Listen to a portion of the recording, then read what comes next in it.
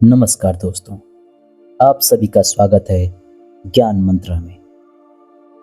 दोस्तों, कहा जाता है कि जीवन में असंभव कुछ भी नहीं है और जब जागो तब सवेरा होता है। अगर आपको ये लगता है कि मैंने बहुत से बुरे काम किए हैं और अब इन गलत कामों को सुधारने के लिए कोई भी विकल्प नहीं है, तो आपको गौतम बुद्ध के जीवन की ये कहानी एक बार अवश्य सुननी चाहिए। तो चलिए चलते हैं सीधे कहानी की ओर। कहा जाता है कि जीवन में असंभव कुछ भी नहीं है और जब जागो तभी सवेरा होता है। एक दिन बुद्ध श्रावस्ती के ही एक गांव में भिक्षा मांगने के लिए पहुंचे। जब बुद्ध गांव में प्रवेश करते हैं तो देखते हैं कि पूरे गांव में सन्नाटा छाया हुआ है। दूर दूर तक कोई व्यक्ति नजर नहीं आ रहा था। बुद्ध एक व्यक्ति के दरवाजे पर जाते हैं और कहते हैं, भिक्षम देहि, परंतु भीतर से बाहर कोई नहीं आता। बुद्ध दूसरे द्वार पर जाते हैं परंतु कोई दरवाजा नहीं खोलता। बुद्ध तीसरे द्वार पर जाते हैं परंतु उस द्वार से भी कोई व्यक्ति बाहर नहीं आता है। फिर अचानक से एक दरवाजा खुलता है जिसमें से एक व्यक्ति बाहर निकलता है। वो जल्दी से बुद्ध का हाथ पकड़ता है और उन्हें अपने घर में ले जाता है और कहता है, क्षमा करे बुद्ध, परंतु इस समय आप बाहर नहीं जा सकते। उंगलीमल को श्रावस्ती की सीमा पर देखा गया है। सभी गांव वाले डर के मारे अपने अपने घरों की खिड़कियां दरवाजे बंद करके बैठे हुए हैं। बुद्ध उस व्यक्ति से पूछते हैं, कौन है ये उंगलीमल और इससे इतना भय क्यों? वो व्यक्ति कहता है, उंगलीमल एक राक्षस है। उसे जो भी मनुष्य मिलता है, बच्चा, वृद्ध, स्त्री या पुरुष, यहां तक कि सन्यासी को भी नहीं छोड़ता है। प्रसन्न जीत के सैनिक भी उससे डरते हैं। बुद्ध उस व्यक्ति से पूछते हैं, क्या वो ये सब धन के लालच में करता है? वो व्यक्ति कहता है, नहीं, धन का उसे कोई लालच नहीं है। वो जब भी किसी मनुष्य पर वार करता है तो उसकी उंगली काटकर अपने गले की माला बनाता है। इसलिए उसका नाम उंगलीमल रख दिया गया है, जिससे उसकी विनाशक शक्तियां और भी ज्यादा बढ़ जाती है। बुद्ध कहते हैं, आपका बहुत बहुत आभार, आप मुझे उसके बारे में बताएं। फिर वो व्यक्ति बुद्ध से कहता है कि कृपया कर बाहर न जाइए, वो आप पर भी वार कर देगा। वो बहुत ही खतरनाक है।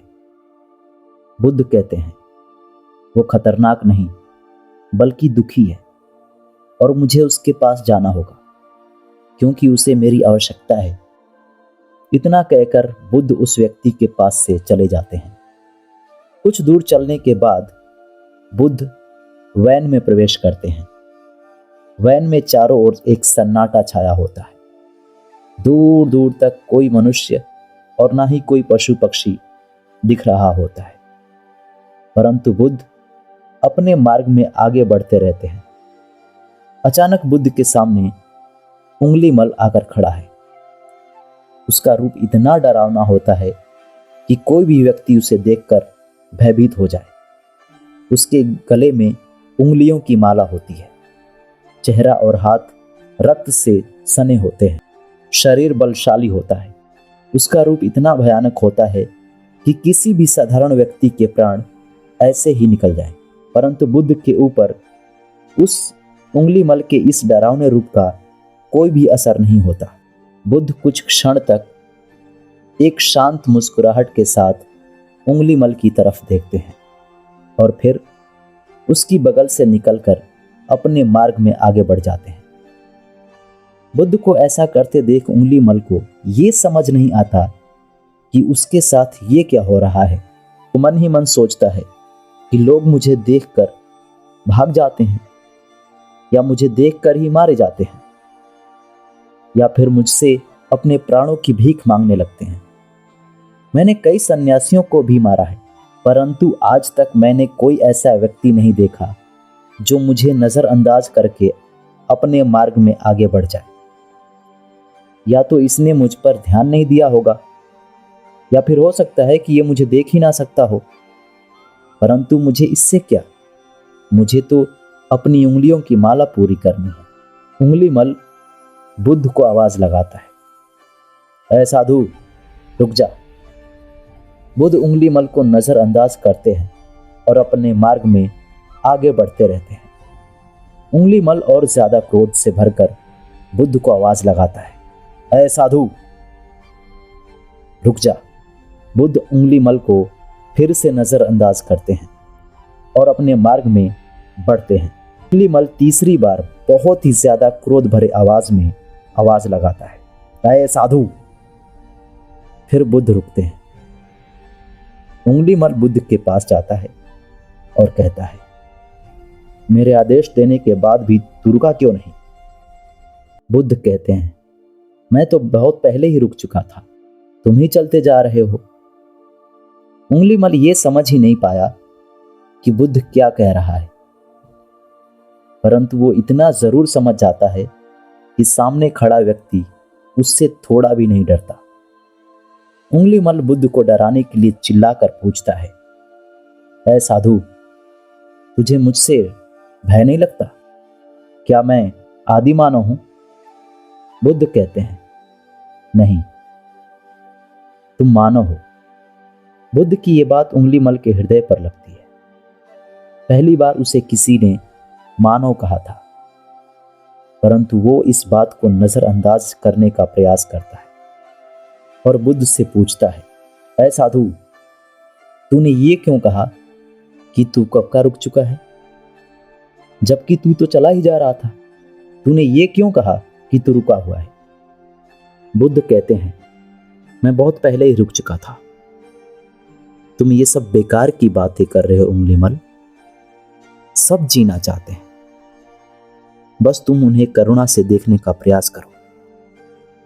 बुद्ध के ये शब्द उंगली मल के हृदय पर चोट करते हैं, परंतु वो दोबारा से बुद्ध की बातों को नजरअंदाज करने का प्रयास करता है। लेकिन इस बार वो बहुत क्रोध में आकर बुद्ध के गर्दन पर कटारी रख देता है, जिससे वो लोगों को मारा करता था, और बुद्ध से चिल्लाकर कहता है, नहीं, मैं मानव नहीं हूं।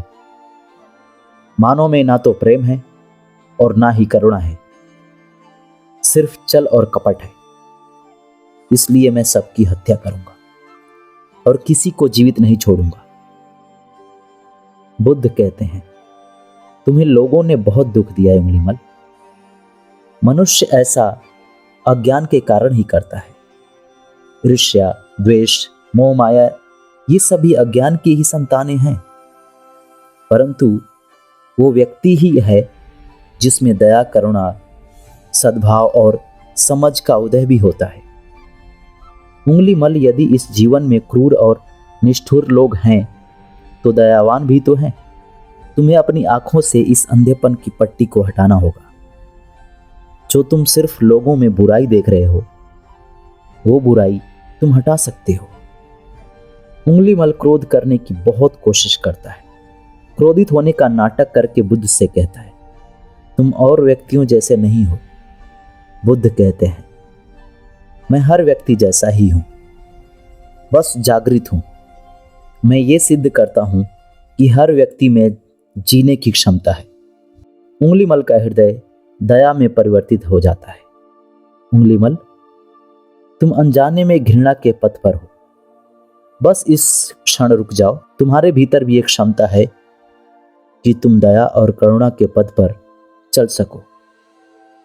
इतना सुनते ही उंगली मल के हाथों से कटारी जमीन पर गिर जाती है और उसकी आंखों से आंसू बहने लगते हैं। भला कोई कब तक बुद्ध को अनदेखा करेगा? उंगली मल रोते हुए बुद्ध से पूछता है, क्या आप वही हैं जिन्हें लोग बुद्ध कहते हैं, जो लोगों को मुक्ति के मार्ग पर चलना सिखाते हैं?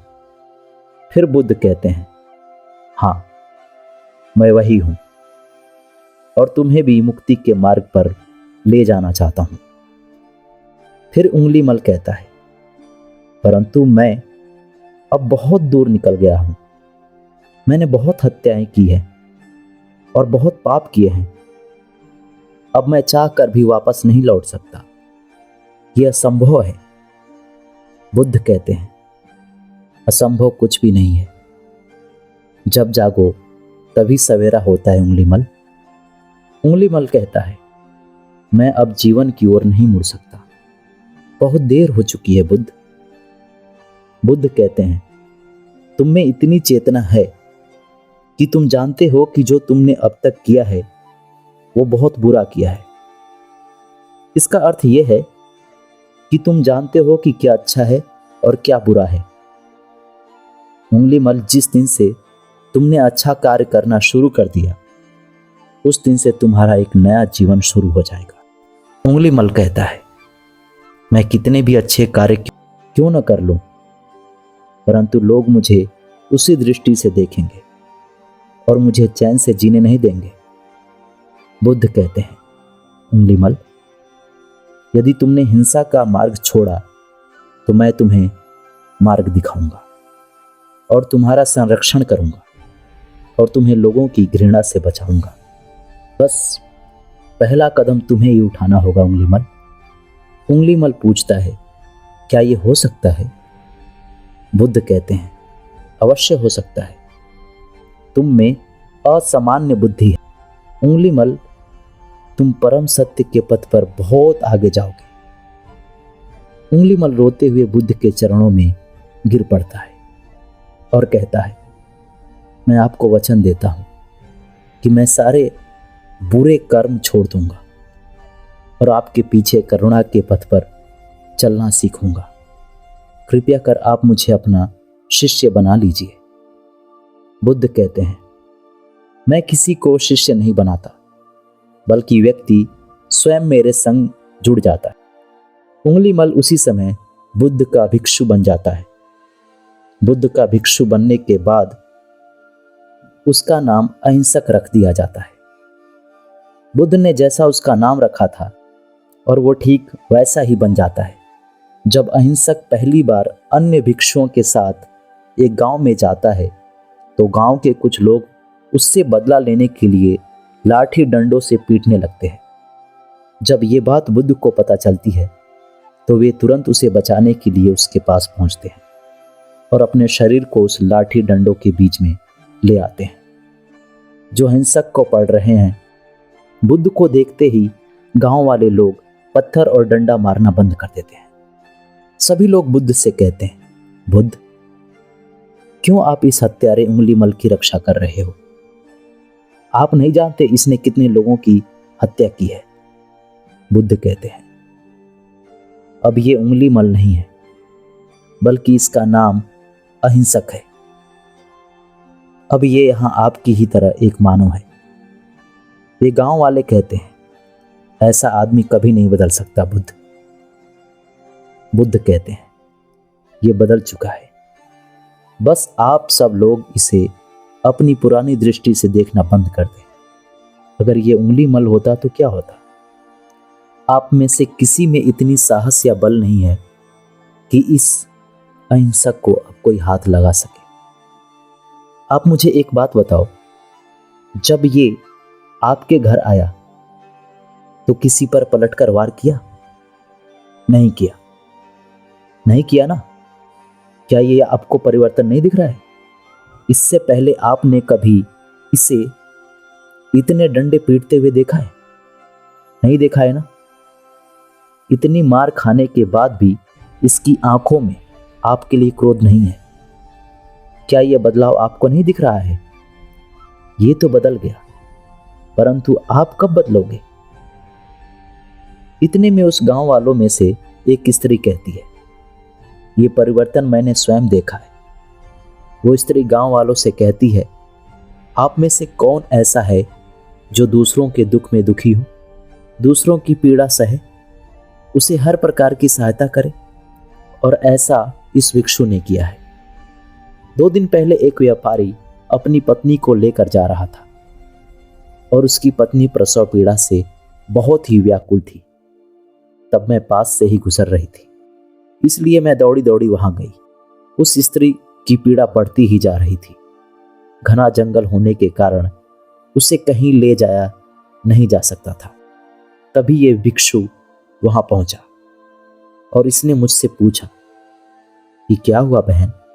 मैंने इसे बताया ये स्त्री प्रसव पीड़ा में है और इस गांव में ऐसा कोई वैद्य नहीं है जो इसका इलाज कर सके और इसके बच्चे के प्राण को बचा सके। फिर इस भिक्षु ने मुझसे कहा कि ऐसा नहीं होगा, मैं अभी अपने गुरु के पास जाऊंगा, वे अवश्य ही कोई मार्ग दिखाएंगे। इतना कहकर यह भिक्षु दौड़कर वहां से चला गया। बुद्ध कहते हैं, फिर व्यथित हो अहिंसक मेरे समक्ष आया और मेरे पैरों में गिरकर मुझसे कहने लगा, बुद्ध, एक स्त्री गहन प्रसव पीड़ा में है और उसकी पीड़ा बढ़ती ही जा रही है, कहीं बच्चे को कुछ ना हो जाए। ये सुनकर बुद्ध ने कहा कि दौड़ कर जाओ और उससे कहो, बहन, जिस दिन से मेरा जन्म हुआ है मैंने जानबूझकर किसी भी प्राणी को कष्ट नहीं पहुंचाया है। मेरे सत्कर्म तुम्हारा सुरक्षा कवच बने और आपकी शीश की रक्षा करें। अहिंसक ने मुझसे कहा, परंतु ये तो सत्य होगा। बुद्ध कहते हैं, सत्य तो ये है कि मैंने आज तक बहुत से प्राणियों को कष्ट पहुंचाया है। अहिंसक ने मुझसे कहा, परंतु ऐसा तो मैंने नहीं किया है। अगर मैंने उस माता से ये बात कही तो माता और शिशु उसी क्षण प्राण त्याग देंगे। तो बुद्ध ने कहा, तुरंत जाओ और उस स्त्री से कहो, बहन, जिस दिन से मेरा नया जन्म हुआ है मैंने सभी बुरे कार्य छोड़ दिए, त्याग दिए हैं और उसी दिन से मैंने किसी भी प्राणी को कष्ट नहीं पहुंचाया है और मेरे सत्कर्म आपका सुरक्षा कवच बने और आपके शिशु की रक्षा करें। फिर अहिंसक ने बुद्ध से पूछा कि क्या मेरा सत्कर्म उन्हें बचा लेंगे। बुद्ध ने कहा कि अवश्य, ये तुम्हारी अपनी कमाई है, या तो तुम इसे अपने लिए बचा कर रखो या फिर किसी पराई पर खर्च कर दो।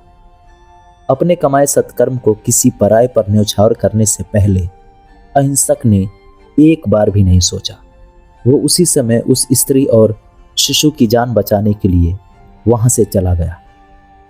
वो स्त्री कहती है कि हाँ, ये भिक्षु दौड़कर वहां आया और अभी भी वो स्त्री गहन पीड़ा से जूझ रही थी।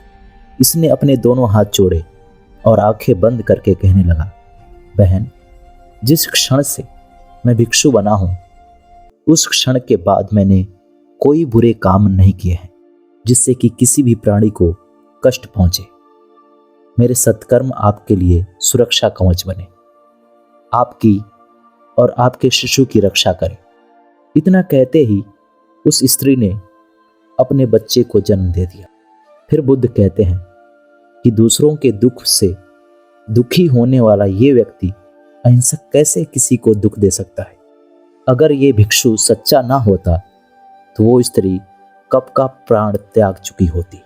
फिर अहिंसक ने बुद्ध से कहा, इन्हें मत रोको बुद्ध, इन्हें मारने दीजिए और तब तक मारने दीजिए जब तक कि इनके मन का क्रोध शांत न हो जाए।